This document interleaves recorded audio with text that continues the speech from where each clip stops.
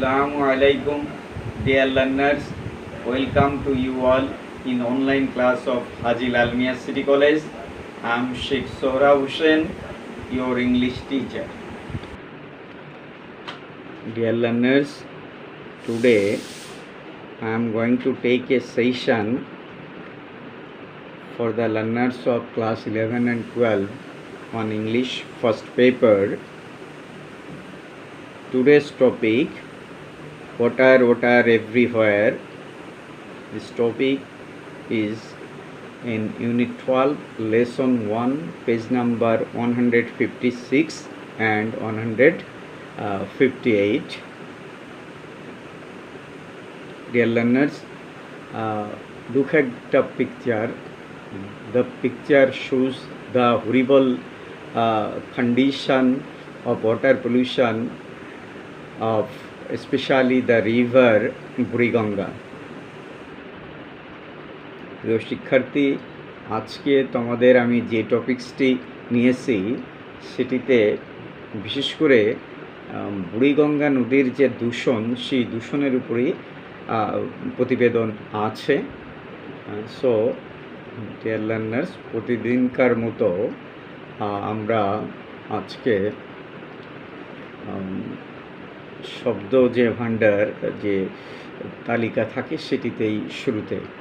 তো তোমাদের জন্য আমি দুটি স্লাইডে বেশ কিছু নিউ ওয়ার্ড, তার বাংলা অর্থ এবং সিনোনিম দিয়ে রেখেছি। তো তোমরা ভিডিওটা একটু পজ করে এটি নোট করে নেবে, যাতে করে ভিডিও, তাহলে হবে কি তোমাদের প্যাসেজটি যখন তোমরা পড়বে তখন তোমাদের সেটি বুঝতে সহজ হবে, এবং অনেক সময় তোমাদের মাল্টিপল চয়েসের উত্তর করতে হয়, সেক্ষেত্রে আসলে সেই কাজটি করতে তোমাদের সহজ হবে এবং প্যাসেজটিও বুঝতে সহজ হবে। প্রথমেই যথানিয়মে অন্যদিনকার ক্লাসের মতোই নতুন শব্দ। প্রথম যেটি আছে সেটি বোর্ড, এটি নাউন, যার বাংলা অর্থ পাটাতন এবং যার সিনোনিম হলো প্ল্যান্ট। পরের যে শব্দটি সেটি হলো শ্রিঙ্ক, এটি ভার্ব, যার বাংলা অর্থ সংকুচিত হওয়া এবং এর সিনোনিম হলো কন্ট্রাক্ট অথবা মিনিমাইজ। পরের যে শব্দটি সেটি হলো বালাড, এটি হলো নাউন, যার বাংলা অর্থ গীতিকবিতা। ইংরেজি যে প্রতিশব্দ বা সিনোনিম সেটি হলো লিরিক্যাল পোয়েম অথবা ওড অথবা ভার্স। পরের শব্দটি হ্যারোইং, এটি অ্যাডজেক্টিভ, বাংলা অর্থ মর্মান্তিক, যার সিনোনিম আপসেটিং অথবা ডিস্ট্রেসিং। পরের যে শব্দটি সেটি হলো ভয়েস, এটি নাউন, যার বাংলা অর্থ ভ্রমণ, আর সিনোনিম হলো জার্নি।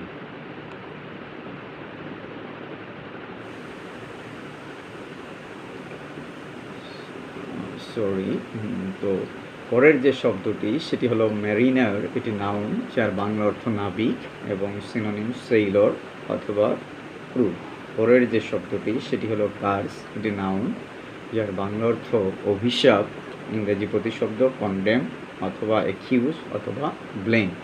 পরের শব্দটি প্যাং, এটি নাউন, যার বাংলা অর্থ যন্ত্রণা, ইংরেজি সিনোনিম পেইন। পরের শব্দটি স্ট্যান্স, এটি নাউন, বাংলা অর্থ দুর্গন্ধ এবং এর ইংরেজি সিনোনিম স্টিং অথবা অডর। পরের শব্দটি সারভাইভ, এটি ভার্ব, যার বাংলা অর্থ বেঁচে থাকা এবং সিনোনিম হলো এক্সিস্ট। তোমাদের পরবর্তী স্লাইডে যে শব্দগুলো দেওয়া আছে, শুরুতেই পারপেচুয়াল, এটি অ্যাডজেক্টিভ, বাংলা অর্থ চিরস্থায়ী এবং সিনোনিম হচ্ছে পার্মানেন্ট। পরের শব্দটি গ্লোরিয়াস, এটি অ্যাডজেক্টিভ, বাংলা অর্থ গৌরবময়, এর সিনোনিম সুপার অথবা ম্যাগনিফিসেন্ট। পরের যে শব্দটি সেটি হলো ট্রিবিউটারি, এটি নাউন, বাংলা অর্থ উপনদী, ইংরেজি প্রতিশব্দ ব্রাঞ্চ অথবা স্ট্রিম। পরের শব্দটি মাইটি, এটি অ্যাডজেক্টিভ, বাংলা অর্থ শক্তিশালী, ইংরেজি সিনোনিম পাওয়ারফুল অথবা স্ট্রং। পরের শব্দটি ক্রনিক, এটি অ্যাডজেক্টিভ, বাংলা অর্থ ধারাবাহিক, যার সিনোনিম কনস্ট্যান্ট অথবা আনএন্ডিং। পরের যে শব্দটি সেটি টক্সিক, এটি অ্যাডজেক্টিভ, বাংলা অর্থ বিষাক্ত এবং এর সিনোনিম পয়জনাস অথবা ভেনোমাস অথবা ডেডলি। পরের যে শব্দ আছে সেটি হলো ডাম্প, এটি ভার্ব, যার বাংলা অর্থ ফেলে দেওয়া, ইংরেজি সিনোনিম লিভ অথবা ডিসচার্জ।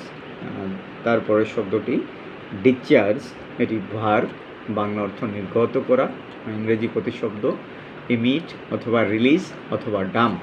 তারপরে যে শব্দটি সেটি হলো থটলেস, এটি অ্যাডজেক্টিভ যার বাংলা অর্থ বিবেচনাহীন। প্রতিশব্দ বা সিনোনিম হচ্ছে কেয়ারলেস অথবা থটলেস অথবা ইনকনসিডারেট। পরের যে শব্দটি সেটি ট্রিটমেন্ট, এটি নাউন, বাংলা অর্থ আচরণ, ইংরেজি সিনোনিম ম্যানেজমেন্ট অথবা ডিলিং। প্রিয় শিক্ষার্থী, এই ছিল নতুন শব্দ। Now let us begin with the text. তোমাদের টেক্সটের শুরুতেই 4 লাইনের একটি কবিতা দিয়ে শুরু হয়েছে এই টেক্সটটি। Otter, otter everywhere, and all the boats did shrink. Otter, otter everywhere, not any drop to drink. প্রিয় শিক্ষার্থী, এই যে 4 লাইনের একটি কবিতা, এই 4 লাইনের ইংরেজি কবিতাটা স্যামুয়েল টেইলর কোলরিজের লেখা।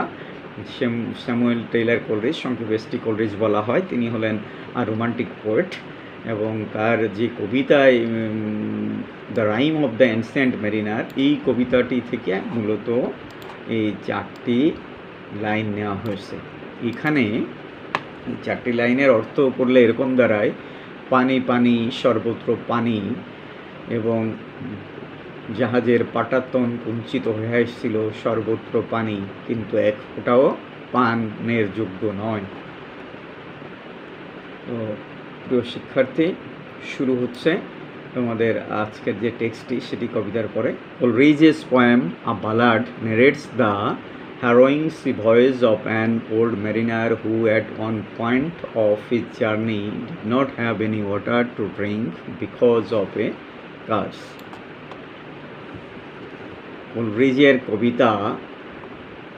কোলরিজের গীতিকবিতা, যেটি বর্ণনা করে এক বৃদ্ধ নাবিকের একটি ভয়ঙ্কর সমুদ্র যাত্রা, যার একটি পর্যায়ে তিনি পানির যে স্বল্পতা সেটিতে ভুগেছিলেন একটি অভিশাপের কারণে। অনেক বড় একটি সেন্টেন্স, তো আমি ভেঙে ভেঙে বলছি। কোলরিজেস পোয়েম, কোলরিজের কবিতা। কোলরিজ সম্পর্কে আগেই বলছি, তিনি হলেন স্যামুয়েল টেইলর কোলরিজ এবং তিনি হলো রোমান্টিক যুগের একজন কবি। আর তার লেখা যে কবিতা rime of the ancient mariner, তার থেকে উপরোক্ত 4টি লাইন না হয়েছে। এই বালাড আসলে কোন ধরনের কবিতা? ব্যালাড হলো গীতি কবিতা, যেটাকে ইংলিশে সিনোনিম হলো ওড। তাহলে কোলরিজের গীতি কবিতা, সেখান থেকে এই 4টি লাইন নেওয়া হয়েছে। সেটা ন্যারেটস হলো কি, বর্ণনা করে, দ্য হ্যারোয়িং সি ভয়েজ। এই যে হ্যারোয়িং হলো ভয়ানক, সি ভয়েজ হলো সমুদ্র যাত্রা বা সমুদ্র অভিযান, অফ অ্যান ওল্ড মেরিনার, একজন বৃদ্ধ নাবিকের, who at one point of his journey, যিনি তার সমুদ্র যাত্রার একটি সময়ে did not have any water to drink, তার পানি ছিল না। কী কারণে ছিল না? বিকজ অফ এ কার্স, অভিশাপের কারণে। তাহলে এই অভিশাপের কারণে বুড়ো নাবিকের সমুদ্র যাত্রার একটি পর্যায়ে তার যে পানি সেটি ছিল না। আর এই কাহিনীটা কোথায় এসেছে? কোলরিজের একটি গীতি কবিতা। সেই গীতি কবিতায় এই কাহিনীটা ন্যারেটস বর্ণনা করা হয়েছে, একটি ভয়ঙ্কর একটি সমুদ্র অভিযানের কথা।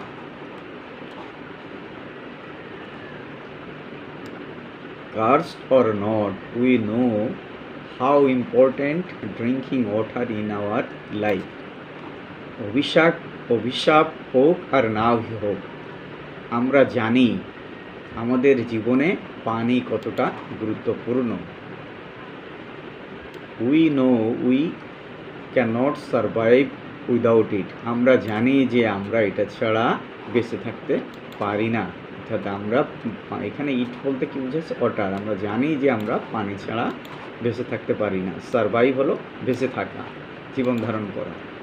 ইনফ্যাক্ট, প্রকৃত অর্থে 2/3 of our body is made up of water. প্রকৃত অর্থে আমাদের শরীরের 2/3 পানি দ্বারা গঠিত।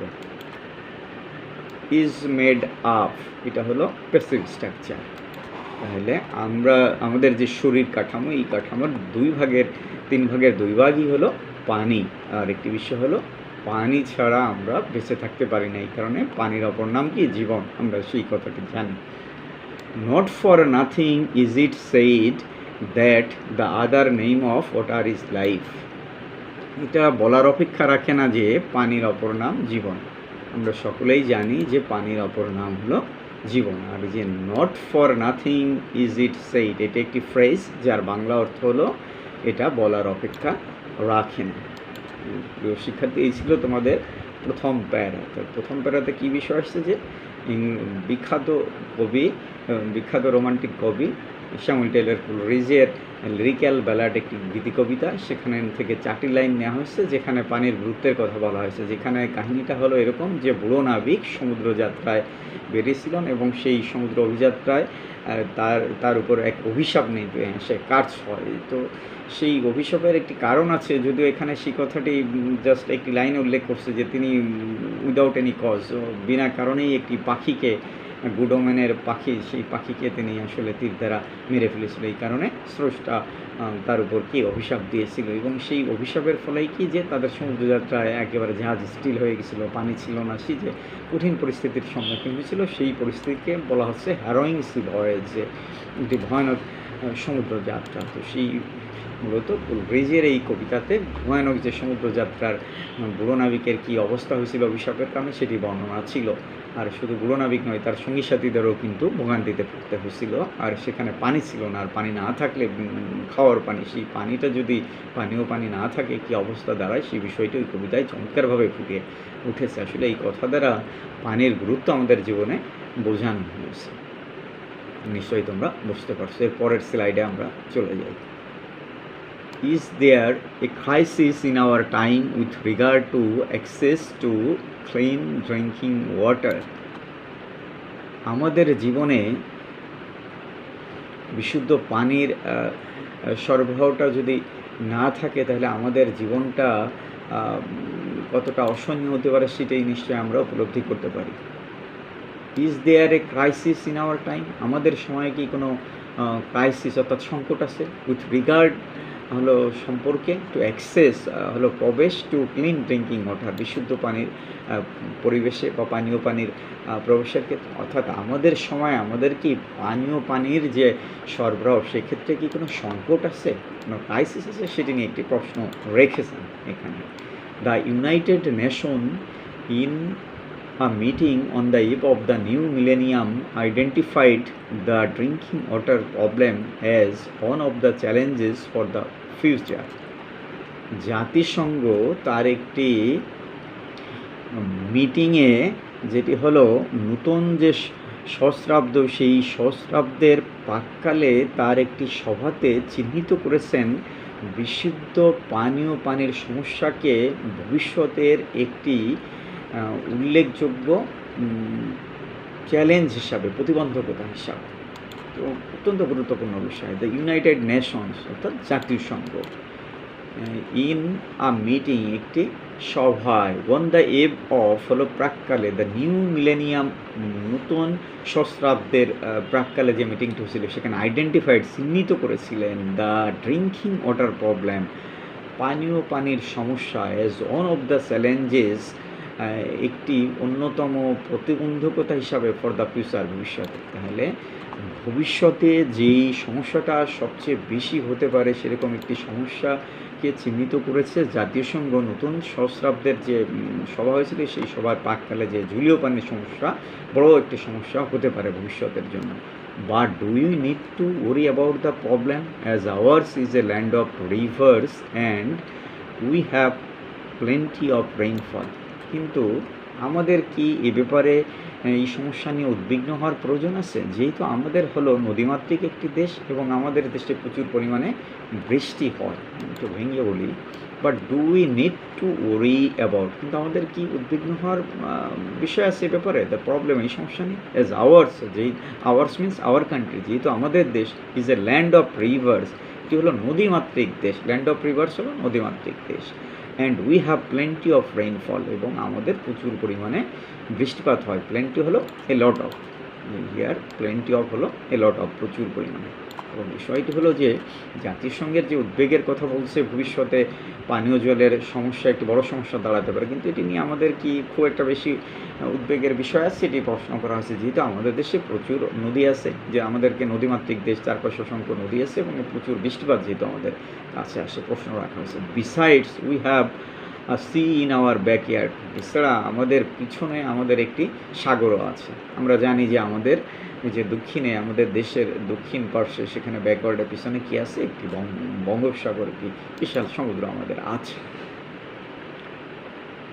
তারপরের প্যারাতে আমি যাই।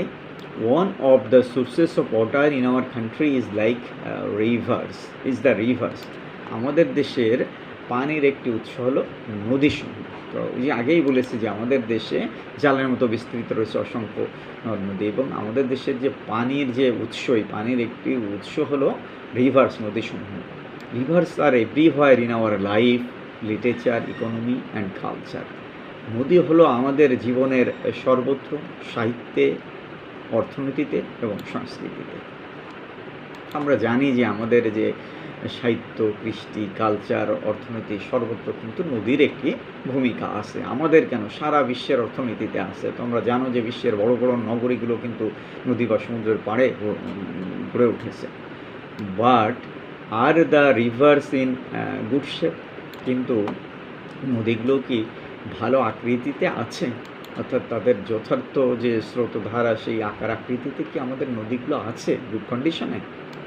প্রশ্ন রাখা হয়েছে। আনফর্চুনেটলি দে আর নট, দুর্ভাগ্যজনকভাবে তারা সেই ভালো অবস্থাতে নেই।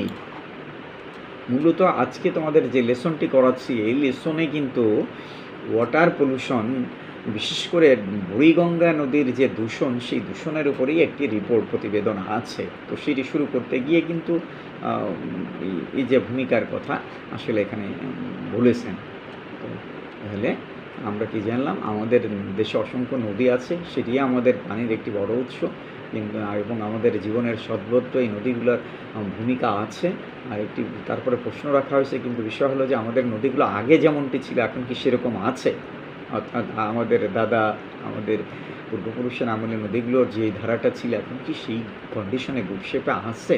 তার উত্তরও এখানে দেওয়া হয়েছে যে আমাদের দুর্ভাগ্য যে সেগুলো কিন্তু আগের মতো সেরকম আকার আকৃতিতে নেই। They are changed. Few are already dead and several are going through the pangs of death. বেশ কয়েকটি ইতিমধ্যে মরে গেছে এবং আরও কয়েকটি নদী মৃত্যুর ধার প্রান্তে পৌঁছে গেছে বা মৃত্যু যন্ত্রণায় কাতরাচ্ছে।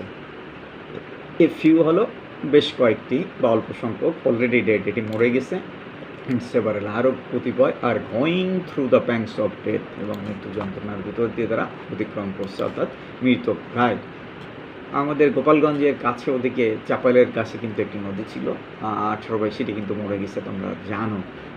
তো এরকম আমাদের যে মধুমতি নদী, সেটির কন্ডিশন কিন্তু আগের অবস্থায় নেই।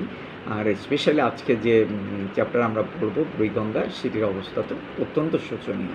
তাহলে নদীগুলো অবশ্যই আগের যে অবস্থা সেটি ছিল না, এটা আমাদের জন্য দুর্ভাগ্য। আর বেশ কয়েকটি মরে গেছে এবং অনেকটি মৃত্যু যন্ত্রণায় কাটাচ্ছে, মানে মৃত্যু পথযাত্রী। The river Buriganga is an example of dying river. Buriganga নদী মুমূর্ষু নদীগুলোর একটি, অর্থাৎ প্রায় মৃতপ্রায় নদীর তালিকায় বুড়িগঙ্গা হলো অন্যতম। A report published in the Daily Sun describes what has happened to the river Buriganga and why. Daily Sun পত্রিকাতে একটি প্রতিবেদন প্রকাশিত হয়েছিল বুড়িগঙ্গা নদীর কি ঘটেছে এবং কেন। এই যে ডেইলি সান হলো একটি দৈনিক পত্রিকা, সেখানে কিন্তু বর্ণনা আছে, কিসের আছে? এই যে বুড়িগঙ্গা নদীর কী হয়েছে তার উপর একটি রিপোর্ট, প্রতিবেদন প্রকাশিত হয়েছিল এবং সেখানে বলা হয়েছে বুড়িগঙ্গা কোন কন্ডিশনে আছে, কি ঘটেছে তার, এবং সেটি কেন ঘটেছে। It says water is polluted and a perpetual stench fills the air around it. এর যে পানি সেটি হলো দূষিত এবং একটি শাশ্বত দুর্গন্ধ এর চারপাশের বায়ুকে পরিপূর্ণ করে রেখেছে। একটু ভেঙে বলি।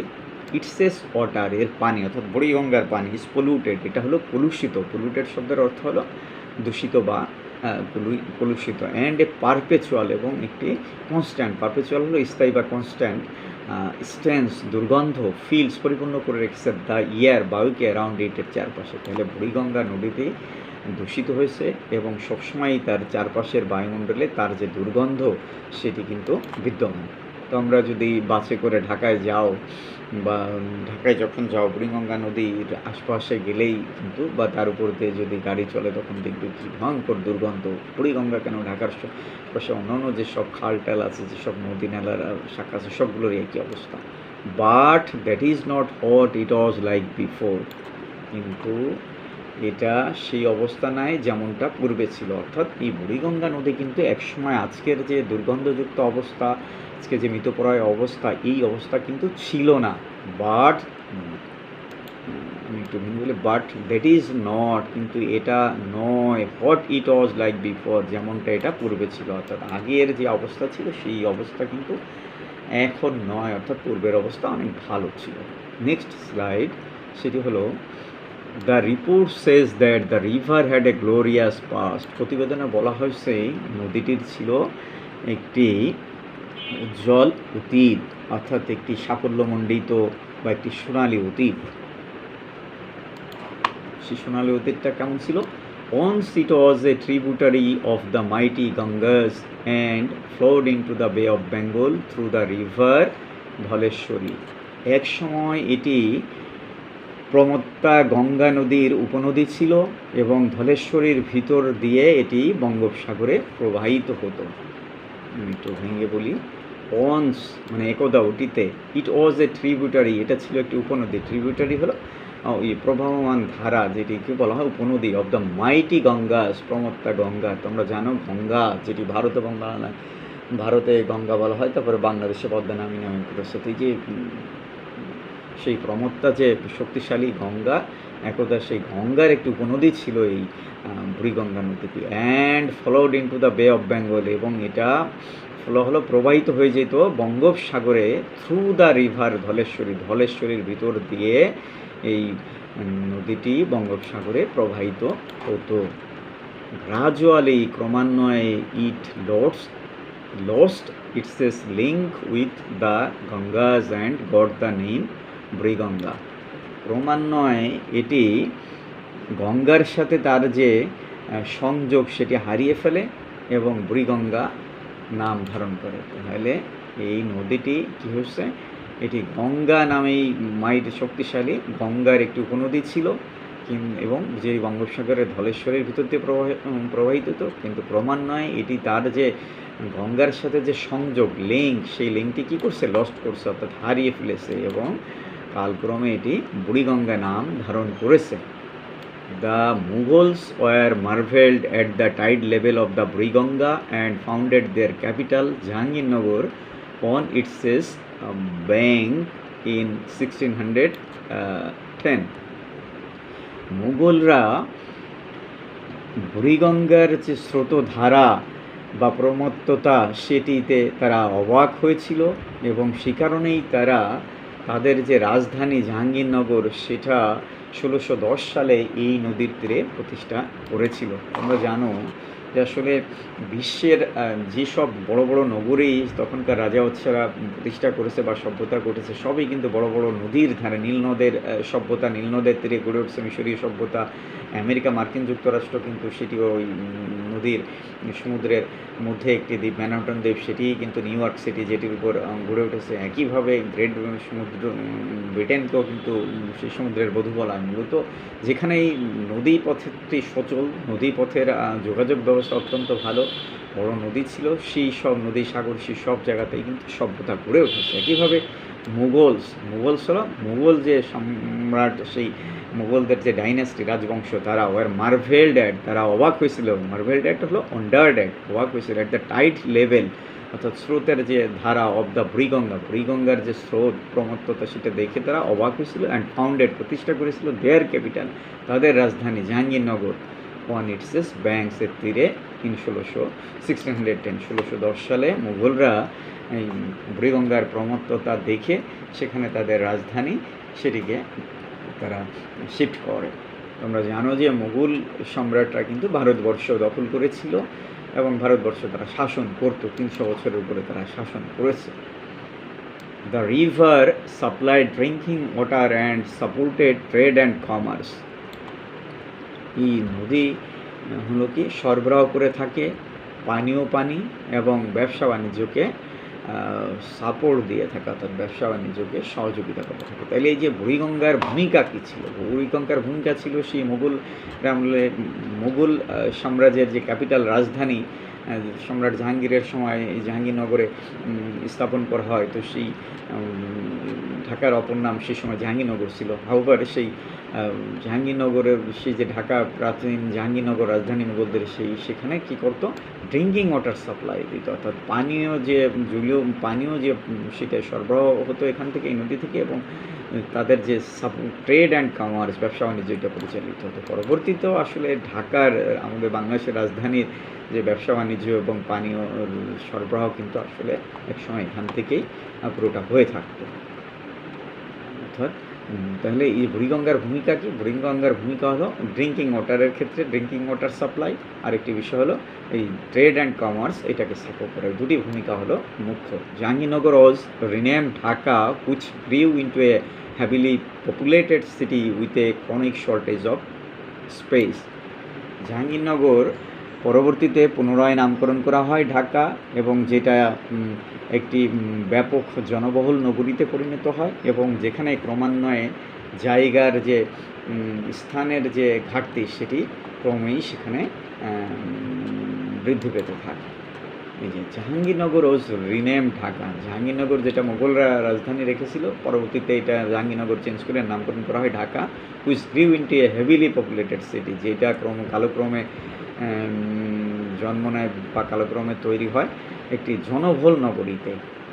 হেভিলি হলো ব্যাপক বা ভারী, পপুলেটেড হলো জনবহুল, সিটি হলো নগরী, উইথ এ ক্রনিক শর্টেজ, যেখানে ক্রমাগত শর্টেজ হলো ঘাটতি অফ স্পেস, জায়গার। অর্থাৎ ঢাকা নগরী এত বেশি জনবহুল হয়েছে যে সেখানে আসলে স্পেসের জায়গার কিন্তু অত্যন্ত সংকট।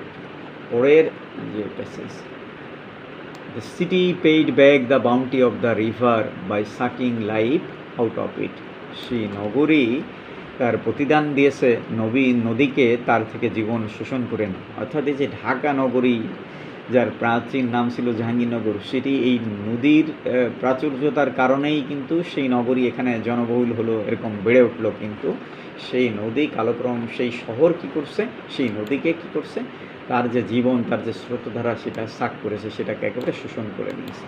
তাহলে এই নগরী, ঢাকা নগরী, সেটা কি পেইড ব্যাক, তার যে পে ব্যাক হলো কি প্রতিদান দেয়া। প্রতিদান কিভাবে দিয়েছে? সেই বাউন্টি হলো কি প্রাচুর্য ভরা সেই নদীকে, যে বুড়িগঙ্গা যেটা প্রাচুর্যতার নদী, তার ব্যবসা বাণিজ্য এবং যে পানীয় সংকট দূর করছে ঢাকা নগরীর, সেই নগরী থেকে কী করছে? জীবনটা একেবারে শোষণ করে নিয়েছে। অর্থাৎ এই নদীকেই কিন্তু ঢাকা নগরী মেরে ফেলেছে। According to news paper report, সংবাদপত্রের প্রতিবেদন অনুসারে, the Buriganga is dyeing because of pollution.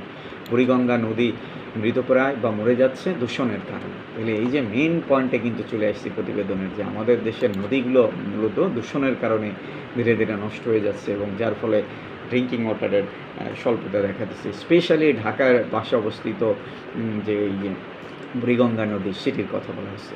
Huge quantities of toxic chemicals and wastes from mills and factories, hospitals and clinics and households and other establishments and dumped into the river every day. প্রচুর পরিমাণ বিষাক্ত রাসায়নিক পদার্থ এবং আবর্জনা কলকারখানা থেকে, হাসপাতাল থেকে, ক্লিনিক থেকে, গৃহস্থালী থেকে এবং অন্যান্য স্থাপনা থেকে, যেগুলো প্রতিনিয়ত নদীতে বিসর্জন করা হয় বা নিক্ষেপ করা হয়। তাহলে এই যে নদী, বুড়িগঙ্গা নদী যে দূষিত হচ্ছে, কারণটা কি? Huge quantities of toxic chemicals, প্রচুর পরিমাণে বিষাক্ত রাসায়নিক, অ্যান্ড ওয়েস্ট এবং আবর্জনা। তাহলে প্রচুর পরিমাণ বিষাক্ত রাসায়নিক এবং আবর্জনা কোনগুলো জায়গা থেকে আসছে? আস্তে আস্তে এগুলো ফ্রম মিলস অ্যান্ড ফ্যাক্টরিজ, কলকারখানা থেকে, ফ্রম হসপিটালস, হাসপাতাল থেকে, ফ্রম ক্লিনিক থেকে, ফ্রম হাউস হোল্ড, গৃহস্থালী থেকে, অ্যান্ড আদার এস্টাবলিশমেন্ট, এবং অন্যান্য স্থাপনা থেকে, and dumped into the river everyday, এবং এই সব কিছুই নিক্ষেপ করা হচ্ছে প্রতিনিয়ত নদীতে। ডাম্প হলো নিক্ষেপ করা, থ্রো ইনটু। তাহলে আমরা এই নদীতে প্রতিনিয়ত এই আমাদের গৃহস্থালী আবর্জনা, হাসপাতালের আবর্জনা, অন্যান্য আবর্জনা নিক্ষেপ করছি, যার ফলে নদী কালক্রমে এটি বিষাক্ত হয়ে যাচ্ছে এবং নদী যে পানি সেটি দুর্গন্ধযুক্ত হচ্ছে, নদী তার স্রোতধারা হারিয়ে ফেলেছে। The city of Dhaka discharge about 4500 tons of solid waste every day. Dhaka নগরী প্রতিদিন 4500 টন কঠিন আবর্জনা কিন্তু নিক্ষেপ করছে। ডিসচার্জ হলো নিক্ষেপ করা বা অবমুক্ত করা। And most of it is directly released into the Buriganga, এবং এর অধিকাংশই সরাসরি বুড়িগঙ্গাতে অবমুক্ত করা হচ্ছে। রিলিজ হলো অবমুক্ত করা। তাহলে এই যে প্রতিদিন ঢাকা শহরে যে 4500 টন কঠিন আবর্জনা নির্গত হচ্ছে ঢাকা শহর থেকে, এবং এর অধিকাংশই সরাসরি বুড়িগঙ্গাতে নিক্ষেপ করা হচ্ছে। According to the department of the environment within bracket DOE, 20,000 tons of tannery waste including some highly toxic materials are released into the river every day. পরিবেশ অধিদপ্তর অনুসারে 20,000 টনের মতো চামড়ার আবর্জনা, অর্থাৎ চামড়ার বর্জ্য, যার মধ্যে আছে বিষাক্ত রাসায়নিক পদার্থ, যেটি প্রতিনিয়ত এই নদীতে অবমুক্ত করা হচ্ছে। According to the department of environment, পরিবেশ অধিদপ্তরের মতে কি হচ্ছে সেখানে, 20,000 tons অফ ট্যানারি ওয়েস্ট, চামড়ার যে বর্জ্য সেটি 20,000 টনের মতো, সেটি কি ঘটছে, 20,000 টনের মতো চামড়ার যে বর্জ্য সেটি tonnes of tannery West including some highly toxic materials, যার মধ্যে আছে প্রচণ্ড রকমের বিষাক্ত কিছু আবর্জনা, আর রিলিজড সেটা অবমুক্ত করা হচ্ছে ইনটু দ্য রিভার, নদীতে এভরিডে পড়তে হবে। তাহলে প্রত্যেক দিন 20,000 টনের মতো ট্যানারির যে আবর্জনা, বিষাক্ত আবর্জনা অত্যন্ত, সেগুলো নদীতে নিক্ষেপ করা হচ্ছে। Experts identified 9 industrial areas in and around the capital city as the primary sources of river pollution. বিশেষজ্ঞরা চিহ্নিত করেছে ঢাকা এবং তার চারপাশে কতটি 9টি শিল্প এলাকা, যেটা প্রাথমিকভাবে এই বুড়িগঙ্গা নদী দূষণের প্রাথমিক যে উৎস। একটু ভেঙে বলি, এক্সপার্ট আইডেন্টিফাইড, বিশেষজ্ঞরা চিহ্নিত করেছেন 9 ইন্ডাস্ট্রিয়াল এরিয়াস, 9টি শিল্প এলাকা, in and around the capital city, ঢাকার মধ্যে এবং ঢাকার চারপাশে, as the primary sources of river pollution, নদী দূষণের প্রাথমিক উৎস হিসাবে। পরের স্লাইডে সেই জায়গাগুলো দেখি, সেই 9টি শিল্প এলাকা: Tongi, Tejgaon, Hazaribagh, Tarabo, Narayanganj, Savar, Gazipur, Dhaka export processing zone and Ghorashal. এই যে 9টি এক্সপোর্ট জোন বা শিল্প এলাকা, এই শিল্প এলাকার সকল বজ্রই কিন্তু আসলে ওই শেষমেশ নদীতে নিক্ষেপ করা হচ্ছে, বিশেষ করে বুড়িগঙ্গাতে নিক্ষেপ করা হচ্ছে। এই কারণেই এদের যে বজ্র, তার ফলেই কিন্তু বুড়িগঙ্গা দিনে দিনে মরে যাচ্ছে। The river would need a monster's stomach to digest all the waste mentioned above. এই উপরে উল্লেখিত যে আবর্জনা, এটাকে হজম করার জন্য এই বুড়িগঙ্গা নদীর প্রয়োজন হলো দানবের মতো স্টমাক, দানবের মতো একটি পাকস্থলী প্রয়োজন। তাহলে যদি তার এই বিশাল আকৃতির একটি দানবীয় পাকস্থলী থাকতো, তাহলে এর সকলকে সে হজম করতে পারত। নদীর তো আসলে পাকস্থলী নেই। There is a limit up to which it can put up with it's a cruel and thoughtless treatment. মানুষের যে নির্মমতা এবং মানুষের যে বিবেচনাহীন আচরণ, তার একটা সীমা থাকা প্রয়োজন, যেটা এই নদী সহ্য করতে পারে। ভেঙে বলি, there is a limit up, একটি মাত্রা থাকা দরকার, to which it can put up, যার সঙ্গে এটি মানিয়ে নিতে পারে, উইথ ইটস ক্রুয়েল, এর নির্মমতা, অ্যান্ড থটলেস ট্রিটমেন্ট, এবং চিন্তাহীন বা বিবেচনাহীন আচরণ। অর্থাৎ মানুষের যে হিউম্যান বিংয়ের যে বিবেচনাহীন আচরণ, সেটির একটা মাত্রা দরকার যেটি, যাতে করে সেই নদীটি, সেই বুড়িগঙ্গা নদী সেটি টলারেট করতে পারে, তার সাথে মানিয়ে নিতে পারে। কিন্তু মানুষের যে আচরণ, নির্মমতা সেটি এত বেশি যে নদী তার সঙ্গে আর মানিয়ে নিতে পারছে না, যার কারণে সেটি দিনে দিনে নিঃশেষ হয়ে যাচ্ছে। We the humans have successfully killed one of our rivers. আমরা মানুষেরা অত্যন্ত সফলভাবে আমাদের একটি নদীকে হত্যা করে ফেলেছি, যে বুড়িগঙ্গা নদীকে দিনে দিনে আমরা একেবারে হত্যা করেছি। There are other rivers in the country that are being subjected to similar thoughtless treatment.